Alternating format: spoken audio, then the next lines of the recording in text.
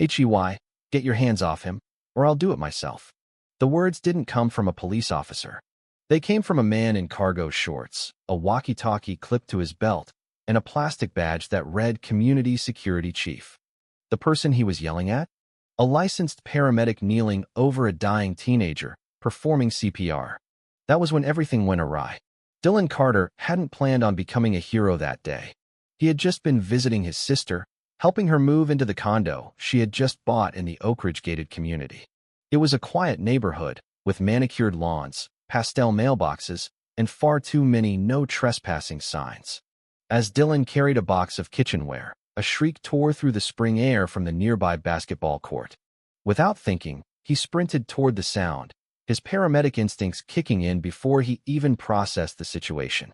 A teenage boy, about 16 or 17, lay on the asphalt, lips turning blue, chest still.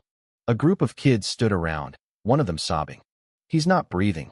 He's not breathing," one of them cried. Dylan immediately dropped to his knees. "Call 911. He barked to a kid holding a phone. "Tell them it's a cardiac arrest." Teen male. CPR in progress. He began chest compressions, steady and rhythmic. The kind that didn't care about HOA rules or property lines. He counted under his breath, sweat starting to form on his brow. After 30 compressions, he checked for a pulse. Nothing. He grabbed his medical bag and retrieved the portable AED he always carried, even when off duty. Just then, an SUV with Oak Ridge Community Security stenciled on the side rolled up. Out stepped Greg Hamilton, the self-appointed head of the HOA's volunteer security force. Greg had the look of someone who treated HOA bylaws as if they were federal law-mirrored sunglasses, a tactical vest, and a belt filled with unnecessary gadgets. He approached with the air of someone about to raid a drug den. "Step away from the resident." Greg barked. Dylan didn't look up. "Medical emergency. I'm licensed." "Wait for EMS," he said, continuing his compressions. Greg took another step closer, towering over him.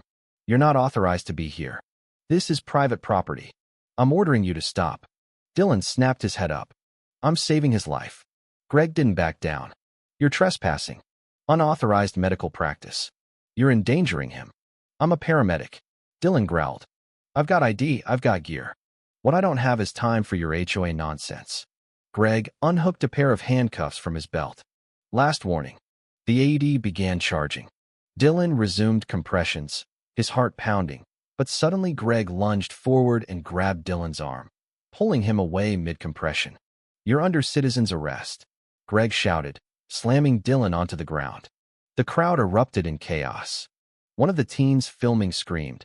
He was saving him. "What are you doing?" Another kid ran at Greg, fists flying. Someone called the police, but it was too late. The boy on the ground, denied those critical compressions, flatlined. No pulse, no breath. The AED blinked uselessly. Dylan, still in cuffs, watched as the light went out of the boy's eyes. The police arrived 6 minutes later. Dylan was still handcuffed, sitting on the pavement, visibly shaking.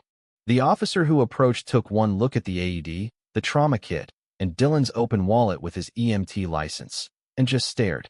"You arrested a paramedic?" the officer asked, disbelief clear in his voice.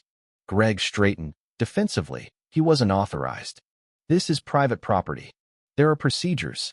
He didn't follow them. The officer muttered under his breath, walking over to Dylan and removing the cuffs. Dylan didn't speak. He didn't scream or cry. He just stood there, staring at the body bag being zipped up by paramedics. The boy might have had a chance if not for Greg's interference.